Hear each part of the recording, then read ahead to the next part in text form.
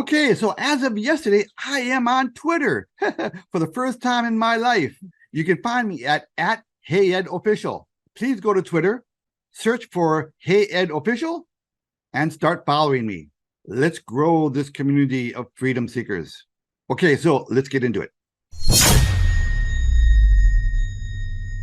Okay, so as you know, I spend an awful lot of time reporting to you on all of these daily assaults that we are getting on our fundamental rights, freedom of speech, freedom of assembly, and privacy, that kind of thing.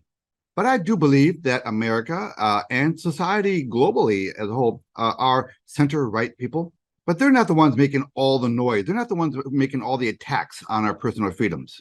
And it can get kind of discouraging. But every once in a while, you see a little glimmer of hope. You see a little bit of pushback, a little bit of sanity and reason. And every time we get those little glimmers of hope, they deserve to be highlighted to give you encouragement that there are some sane, rational people out there who actually believe in our freedoms. So today, there was an article out of Zero Hedge that I want to talk to you about. And it really is something to cheer about. But it also highlights the evil that we're up against. Let's take a look at the article. Orwellian Minister of Truth busted. Judge bars Biden officials, agencies from contacting social media companies. Now, this was actually issued yesterday on July 4th, the 4th of July. So somebody was actually working in the government, which is very cool. In an order fittingly issued on Independence Day, a federal judge in Louisiana has forbidden multiple federal agencies and named officials from having any contact with social media companies with the intent to moderate content. The preliminary injunction arises from a suit filed by the states of Missouri and Louisiana, along with individuals that included two leading critics of the worldwide flu lockdown regime. If the allegations made by plaintiffs are true, the present case arguably involves the most massive attack against free speech in the United States history, wrote U.S. District Judge Terry A. Doughty. The plaintiffs are likely to succeed on the merits in establishing that the government has used its power to silence the opposition. While the case is dominated by worldwide flu censorship, it also encompasses the Justice Department's efforts to suppress reporting about Hunter Biden's laptop from hell in the run-up to the 2020 election. Doughty gave credence to that accusation. And here's another quote from Judge Doughty. The evidence thus far depicts an almost dystopian scenario. During the worldwide flu pandemic, a period perhaps best characterized by widespread doubt and uncertainty, the United States government seems to have assumed a role similar to an Orwellian Ministry of Truth.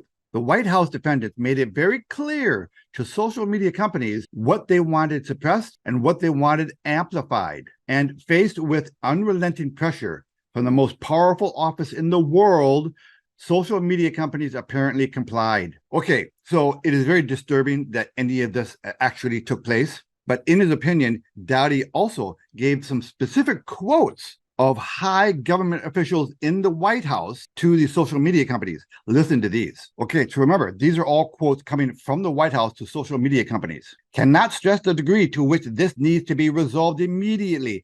Please remove this account immediately. And this is a quote to Facebook. Are you guys effing serious? I want an answer on what happened here, and I want it today. And here's another one. This is a concern that is shared at the highest, and I mean highest, levels of the White House. And then this quote. Hey folks, wanted to flag the below tweet and wondering if I can get moving on the process of having it removed ASAP. Okay, so this is a preliminary injunction, right? So it's not final or anything, but I think it's going to be final. At the very least, it brought into the light the things that the actual White House at the highest levels were doing to suppress our free speech and access to potentially life-saving information. These people in our government either do not know what freedom of speech is, or they just don't care. They have an agenda they want to pursue, and they're going to get away with as much as they can until they get some pushback. So let's push back. Listen, we live in a world right now where our government is in the process of issuing digital money and digital IDs and digital passports and surveillance cameras. And unless we stop them, our lives are going to be changed forever. Because once those things are put in place, they're going to be almost impossible to reverse. So remember, reduce your exposure to your bank, buy some gold and silver, and established streams of passive recurring income. If you don't mind, could you give my video a like and share this video? Let's get the message out. Copy that.